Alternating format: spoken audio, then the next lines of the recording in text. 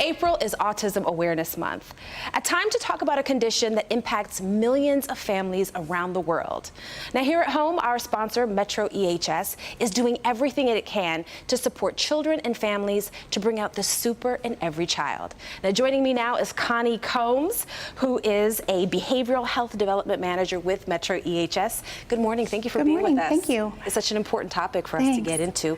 Now today, we are going to talk about 4 things that can help people understand applied behavioral analysis, or ABA, therapy, which is something that's very useful, how to receive the therapy by working with insurance companies, because it all goes together. But the first thing that you say we need to do is talk to a pediatrician. Explain this. Yeah, so if you have any concerns about your child, how they're meeting their milestones or how they're not meeting their milestones, we just ask you go right to your pediatrician, speak with your pediatrician about your concerns, and he's going to do some preliminary testing with your child. Okay, they're not meeting their milestones, go see the pediatrician immediately. Right. So let's move on to our next point that you want families to think about, which is confirming the diagnosis. Why is this important? So after your pediatrician gives you that preliminary diagnosis, they're going to send you to an ADOS testing facility, and that's going to confirm what the pediatrician has already told you, and that's where you're going to need that moving forward. Okay, so now let's move on to our next step, which is very, very important,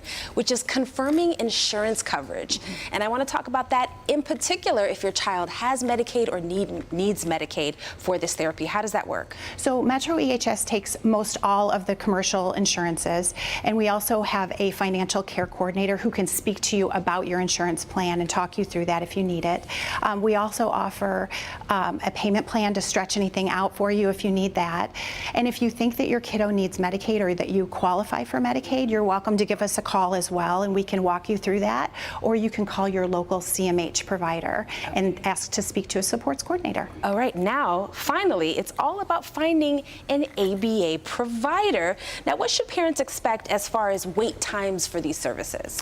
So ABA is a really multi-leveled approach to therapy, so there's a lot of moving parts. You can expect to probably get into a program 3 to 6 months, sometimes a little bit longer, but you need to have that expectation in mind when you move forward with a provider. It all depends on staffing, your insurance company, and availability in the program. So just have a little patience. Have some patience. It's going to take some time. It sure does. Connie, thank you so much for being with us and sharing this information. And we look forward to sharing more with you this whole month through MetroEHS and everything that you offer. We appreciate you. For more information about the services they provide, from ABA therapy to feeding therapy, speech therapy, and more, go to the website MetroEHS.com/WDIV. Again, that's MetroEHS.com/WDIV.